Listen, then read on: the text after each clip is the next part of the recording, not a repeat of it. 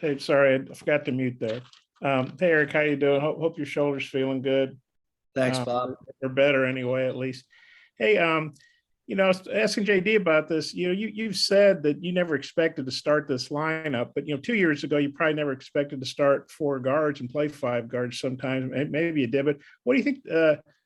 You're obviously flexible to figure out how best to use your personnel. What do you think about what you're doing now and what you did last year, and kind of how do you come to those decisions? I mean, I think that, I think one, having a pro background, whether there's trades or free agency or guys getting called up or not getting sent down, just the minor league / NBA, you're used to changing rosters and trying to figure out what's good for your team. And obviously, you mentioned a couple of years ago that, our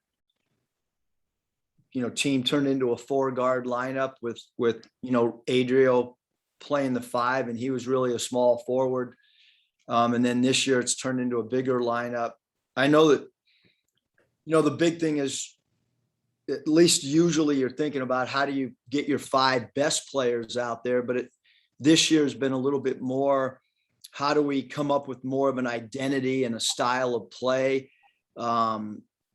And so that bigger lineup has given us that. I think that, when you take kind of a 360-degree view and look at your team and where we were after we had lost 3 games in a row, maybe, Trey Wade just kind of became a guy that wasn't, an impact player, that we didn't really have that piece figured out of how he would fit with the other 4 guys. And, he's been real critical, to us in a lot of our defensive situations that have happened over the last 6 games as we game plan and prepare for an upcoming opponent. And with JD being maybe your only true guard, I mean, I know Stanley and Adisa probably wings, but Jalen handles the ball well for a big guy. Those other guys, it seems like a pretty good ball handling team, even with the size. How do you feel about that? Maybe just the chemistry they've got, plus with the guys coming off the bench, you seem to have a pretty good rotation now you can go with. Yeah, I mean, I call it a team-friendly style, because all 5 of those guys are willing to share the ball. I don't feel like any of those 5 guys are over-dribbling. Certainly, we feel like, because it's happened in games where Jalen Williams has actually brought the ball up the floor for us and initiated offenses. It hasn't happened a lot, but we do feel comfortable enough that he can bring the ball up against any center in the league. Certainly, Trey Wade is a great ball mover for us, Bob. And I think that Stanley is used to having the ball in his hands so much. He's used to seeing double teams when he was at South Dakota. So we feel comfortable with him having the ball in his hands. And then obviously, Adisi's done a great job as a decision maker for us. And you're talking really about Wade, Adisi, and Jalen Williams. Those 3 guys in particular just never over dribble. And that really helps your offensive spacing as well. And then JD just said he thinks he's going to have about 50 people there. Heck, you guys might have as many people there as Georgia does. What do you think about him going back to his home state to play? How fired up he is? And just what do you thought about the season he's put together? Really become a pretty good all-around player, everything. Well, first of all, Bob, thanks for telling me that he might have 50 people, because I got a bunch coming, with my wife being from Atlanta and her mom coming and her brother and her sister, and knowing that Chance Moore is from the ATL as well, and then Trey Wade. So I'm sure our ticket allotment will go very, very quickly. But look, JD's had a great season so far. I think anytime that you're going and playing close to home, you want everybody to stay focused and understand that, yes, you might be playing in front of family or friends or whatever, but you got to get yourself ready to play the game and not have any distractions as well. Yeah, I got a couple more if time allows. I'll turn it back to Kyle. Thanks, Eric. Yeah, you go. Eric, if you look at the schedule, just the wins and losses, it's easy to say, it's the same thing as last year. They're doing it again, slow SEC start and then going on a streak.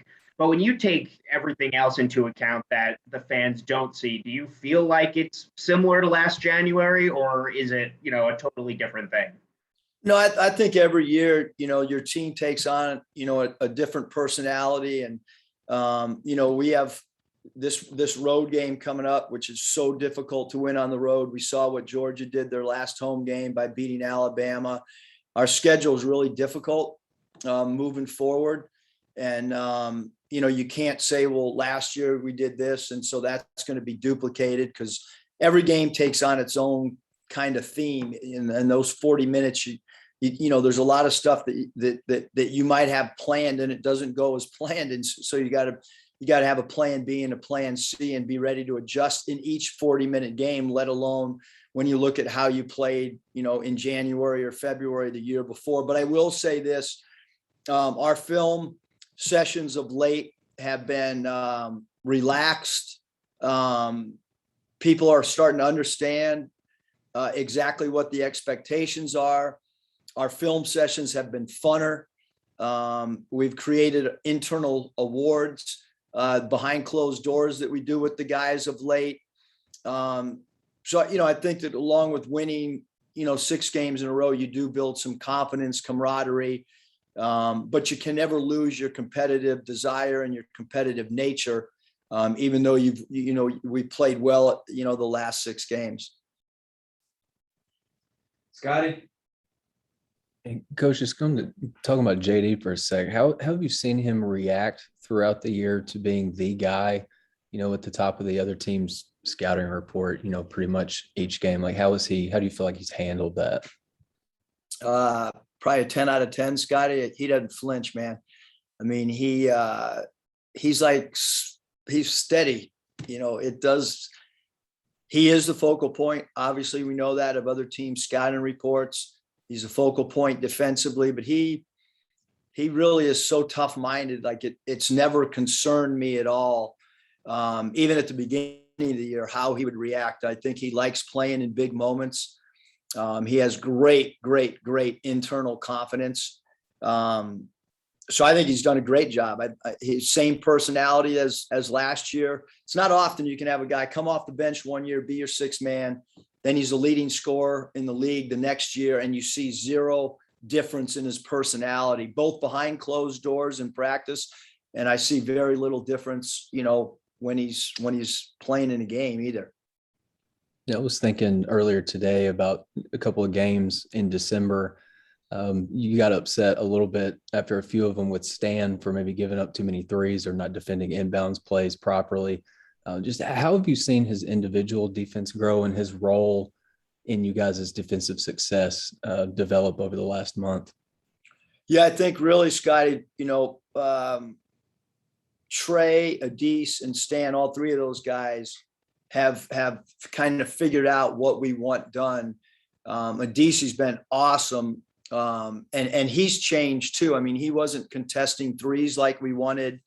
He was giving up a little bit too much airspace against, shooters.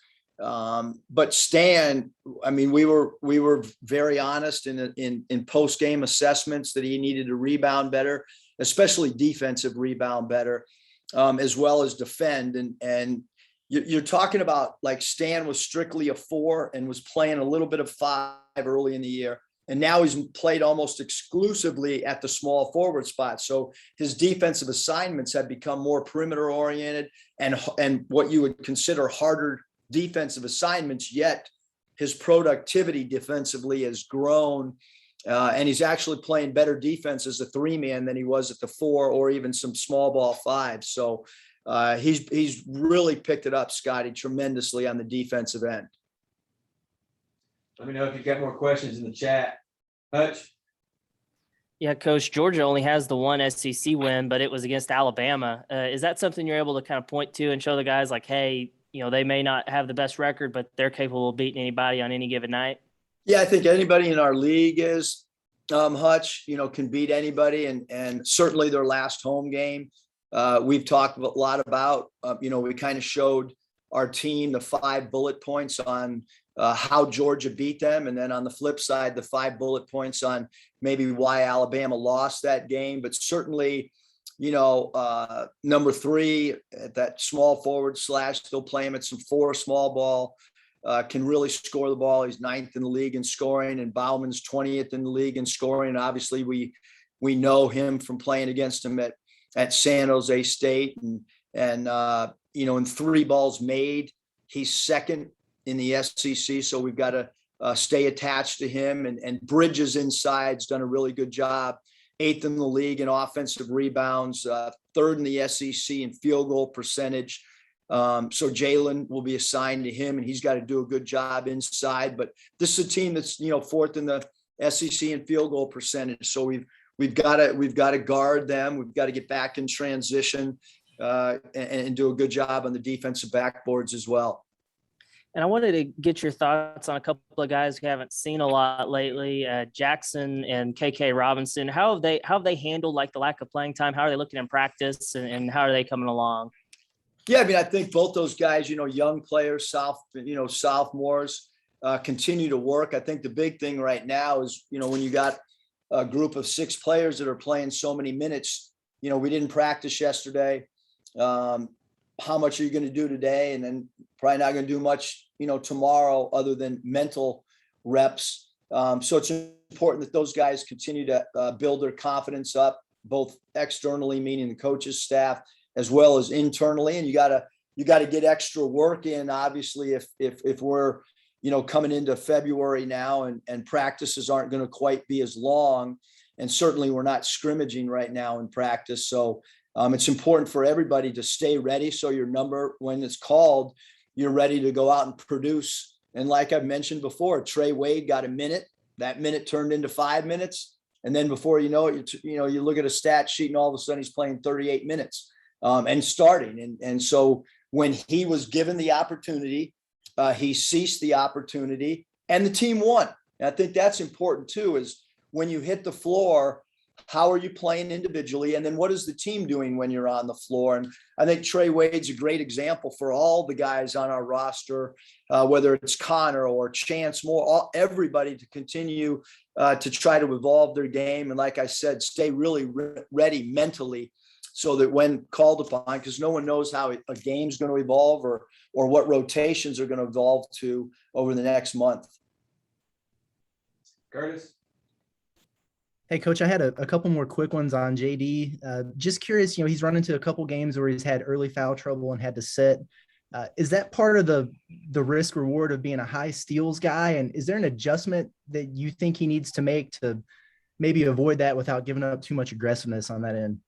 Yeah, Curtis, I mean, I think that number one is I don't have the stats today after the weekend games, but I know going in, he was leading the league in steals.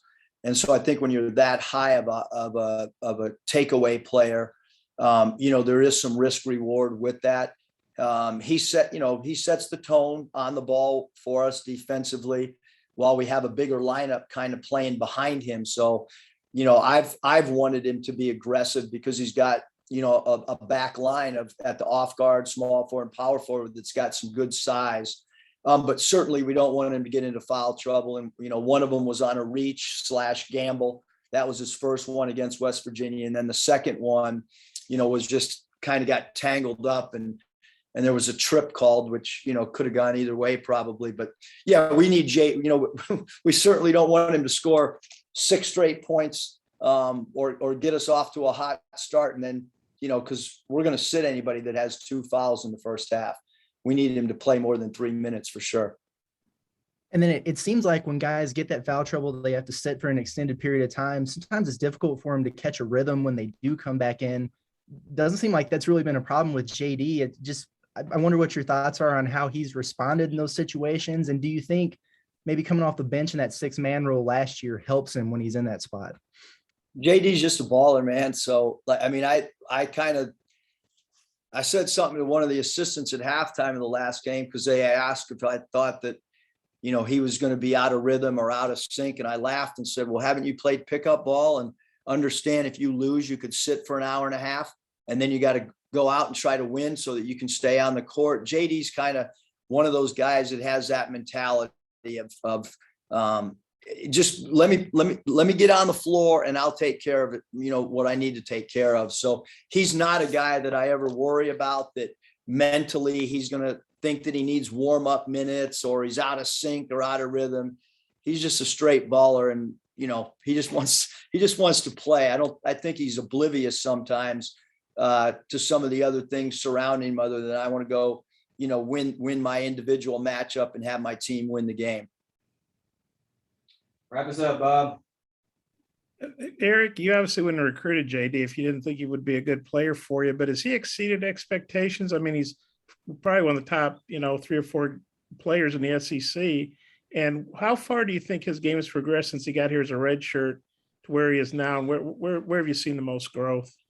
Yeah, I think that when we originally recruited him, it started at Nevada, and we felt like he could be a starting point guard for us off a team that was, ranked in the top 10 for 17 straight weeks, and we knew that we were losing both Martin twins, and that we needed a player that had potential to really put points on the board. But his growth, Bob, I don't know if I've been around a college player and seen such growth in such little time. I mean, he's